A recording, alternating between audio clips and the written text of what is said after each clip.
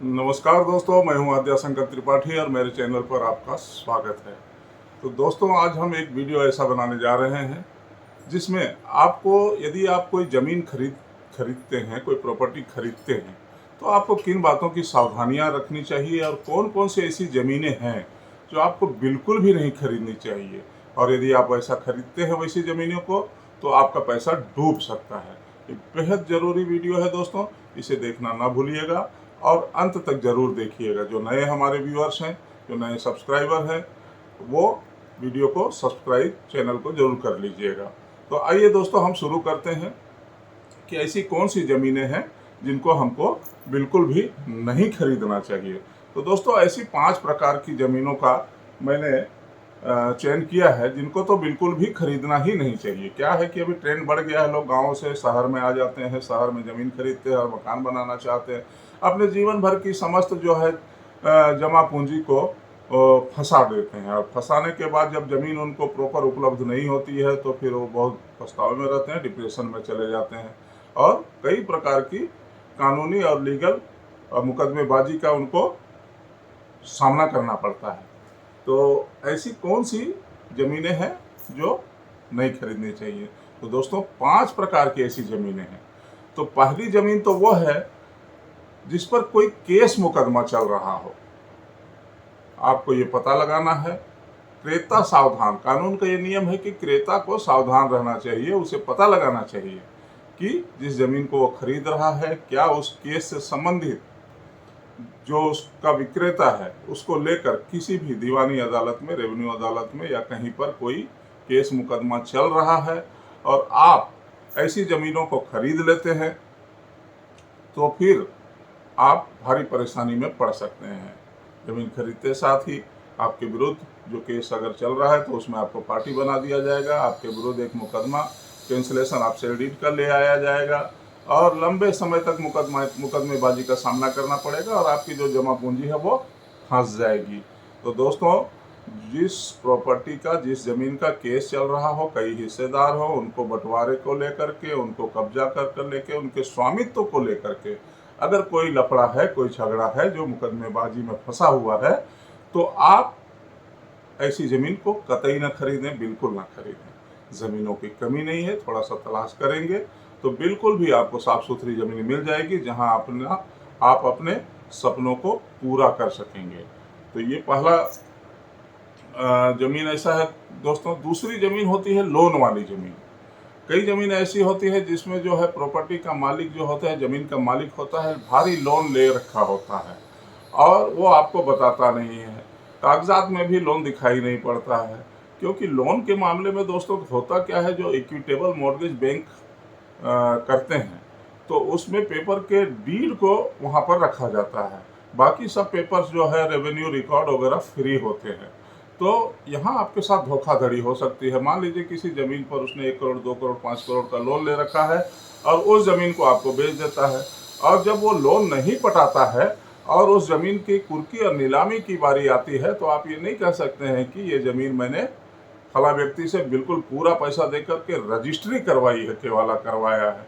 तो दोस्तों, वो ज़मीन पहले ही मॉर्गेज है बैंक के पास। तो जो ज़मीन पहले ही बिकी हुई है या मॉर्गेज की हुई है, उस ज़मीन को आप खरीदते हैं तो ये आपका रजिस्ट्री इनवैलिड हो जाता है और उसका कोई लीगल वैल्यू नहीं रहता है। बैंक चाहेगी तो संपत्ति को तत्काल कुर्क करके नीलाम कर देगी। तो दूसरा जो पॉइंट है दोस्तों, कि जिस पर लोन हो वो ज़मीन नहीं खरीदनी चाहिए।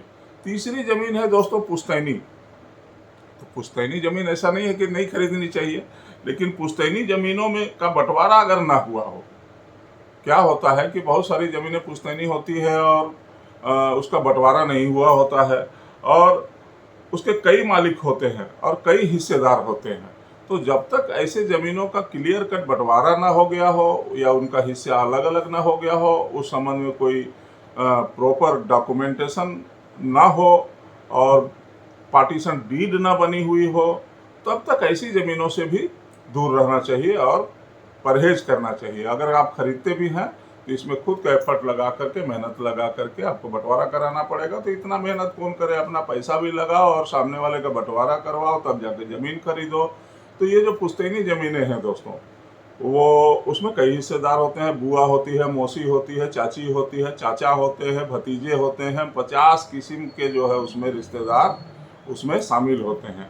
अब उस ज़मीन में किसका कितना हिस्सा है, कितना नहीं है, अगर ऐसी ज़मीनों को आप जो है अपनी मेहनत का जमा पूंजी का पैसा दे करके फंस जाते हैं तो आपको परेशानी का सामना करना पड़ सकता है। तो दोस्तों, ये जो वो पुश्तैनी ज़मीन है, इस ज़मीन में भी हमको ध्यान रखना होगा कि ऐसी ज़मीन से हम दूर रहें, ना खरीदें। चौथा जो ज़मीन है दोस्तों, वो है सरकारी ज़मीन। बहुत सारे लोग जो है सरकारी ज़मीन को अपनी ज़मीन बताकर आपको ले जाएंगे, मौके पे दिखाएंगे, एकदम क्लियर कट फर्स्ट क्लास ज़मीन आपको दिखा देंगे। आप जो है विश्वास में आ करके उसको एडवांस दे देंगे और आपको वो टालता रहेगा। और पहली बात तो सरकारी ज़मीन की रजिस्ट्री होती नहीं है दोस्तों।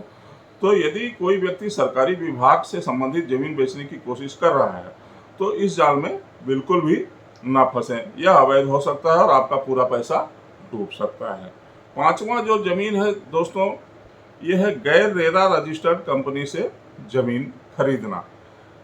तो हर स्टेट में अलग अलग रेगुलेटरी संस्थाएं होती हैं जो ज़मीनों को रेगुलेट करती हैं कॉलोनियाँ बनाने के लिए। वहाँ पर प्रॉपर तरीके से उसके पैमाने हैं, नॉर्म्स हैं।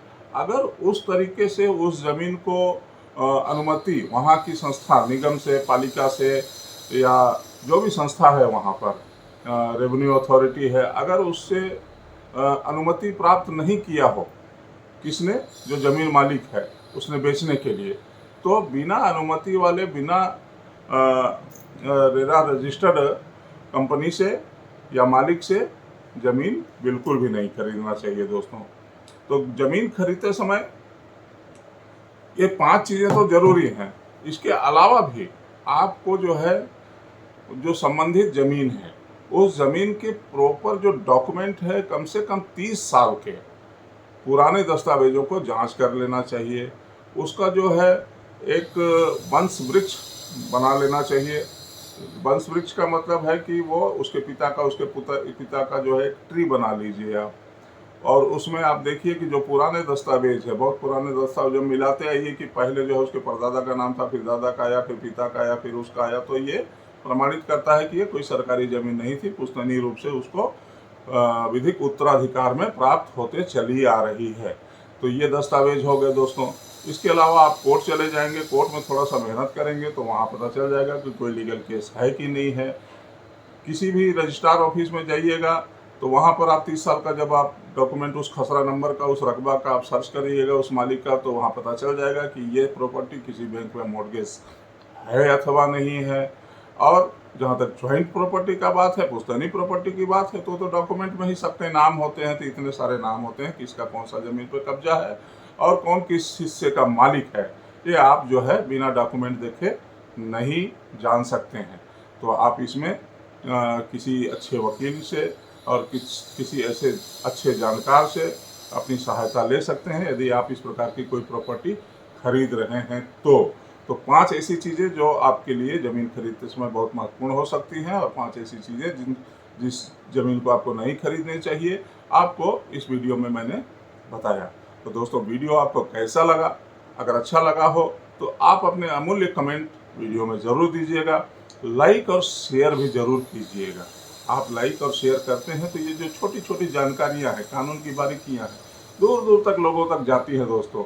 और यदि आपके छोटे से अंगुली हिलाने से किसी का भला हो जाता है, किसी का पैसा डूबने से बच जाता है, तो मेरा प्रयास तो सार्थक होगा ही, आपको भी जो है इसका पुण्य मिलेगा और लाभ मिलेगा।